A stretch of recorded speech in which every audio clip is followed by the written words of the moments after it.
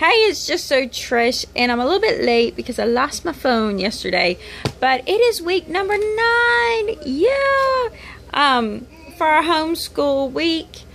One of the things I've been kind of dealing with, and I think I'm going to have to do a different post, is my soon-to-be 11-year-old, 11 this week, is having issues getting her stuff done and kind of being distracted. I know I've chatted a little bit about it.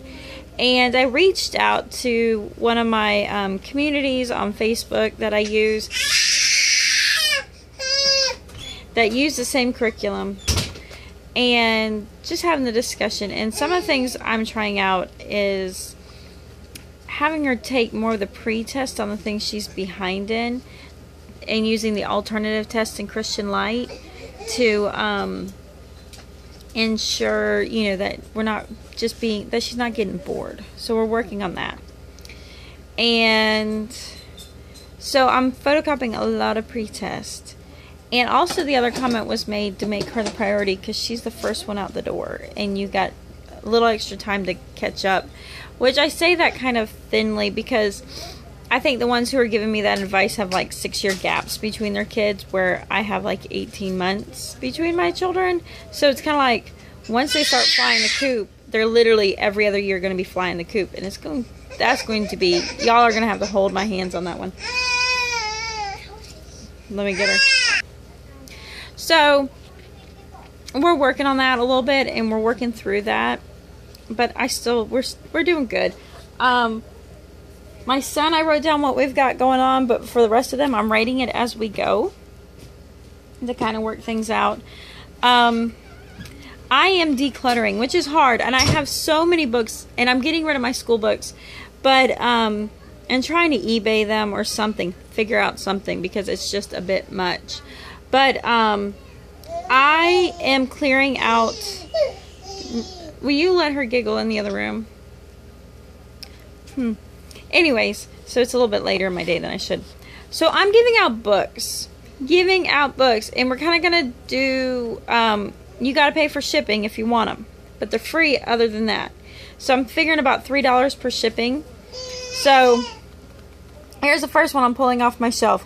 Homegrown Faith by David and Kathy Lynn.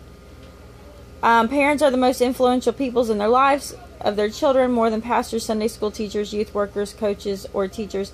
Yet in our daily lives, already swamped with everyday activities of work, school, lessons, and practice, we often feel that we don't have time or the ability to pass on our faith to their children. I got this a while back.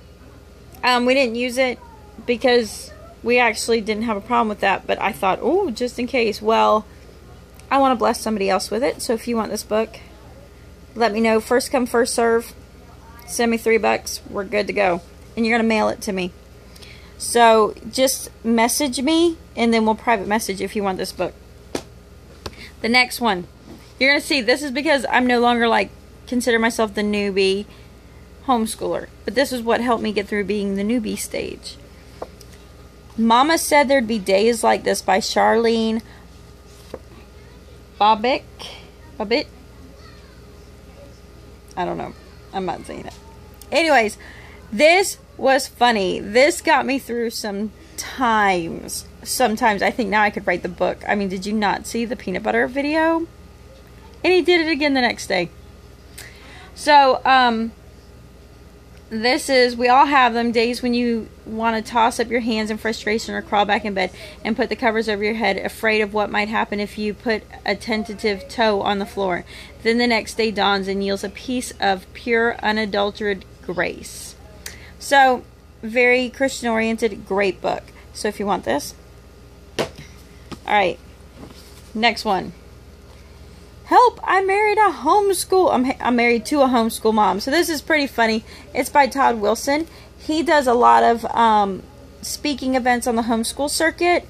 Really good. They have 6 kids. So, great book. Read that one. Next one. A Survival Guide to Homeschooling by Lauren Shackelford and Susan White. I think I've heard of Lauren Shackelford in other places too. So this is another good book. Okay, and then this one's by Deborah Bell. Y'all should know who she is, Deborah Bell. I don't know what year this was written. But it's the Ultimate Guide to Homeschooling, which I think most of it has not even changed. You know, it's none of the updated. So it deals with like challenges, burnout, suppliers. Okay, so any of those books, I'm assuming it's $3 shipping. Message me what book you want, and I'll give you my address. Send me $3. I'll mail it to you. And first come, first serve is how we're doing it. So if you call it and I don't get your money within a week, it's back up for opportunities. So with that said, but I want to bless you with it, and I know it's good to fill your libraries up. My libraries are just overflowing with books I'm not using, that I know that I've gleaned everything I need from them, and I don't really need them again. I do have some of my other homeschool books of being a homeschool mom that have helped out a lot that I am keeping, so I'm not clearing out everything. So then my scripture this week is 1 John 2, 4 through 6. I really like it because it talks about the wolf in the sheep's clothing. Verse 4 it says, whoever says, I know him, but does not keep his commandments is a liar, and the truth is not in him.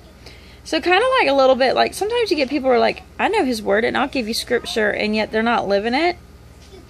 There you go. There's your verse that says how to spot them out. But then the next two verses are about the sheep, the actual sheep, not the wolf in sheep's clothing. But whoever keeps his word, in him truly the love of God is perfected. Look, there's my favorite word, perfected. Not perfect, perfected. Verse 6, who says he abides in him ought to walk in the same way in which he walked. So that's ESV version. It's kind of more me, geared towards me, but it's also geared towards the kids. And just keeping an eye open that just because they got the sheep's coat on doesn't mean they're a sheep. So, and it's just good to know those verses and to bring them forth. So that's our memory work this week. So there you go. You can hit pause, and there it is. It's from the ESV, and one of the things I just started noticing with the ESV, they don't always capitalize like most Bibles. If they're talking about God, and even if they're using a pronoun he or him, they still capitalize it because that is God. And I noticed when writing this, they didn't do that. So you have a lot of he, him, and the reality is they're two, he and him. So if you look up in like a King James version, it should be capitalized when it's the Lord they're talking about. But it wasn't done here. So I did it when I wrote it. You know, I capitalized. You can see where I started to capitalize and I scribbled out. No, that's a little h. So those are like little important things that kind of keep you discriminating, because when you're talking about he, him, and they, and you use nothing but pronouns, it gets a little crazy. So that's our school week. I am posting this one, and I'll be posting my typical Tuesday events. It is crazy here. We have a battered 2-year-old who stuck a tooth through his lip, twisted his tooth, and he is in pain and misery, and plus he's teething, so he makes a great friend to be around. Anyways, I'll get to you soon, and I'll get this uploaded and get your next one up too. Bye. Peace out.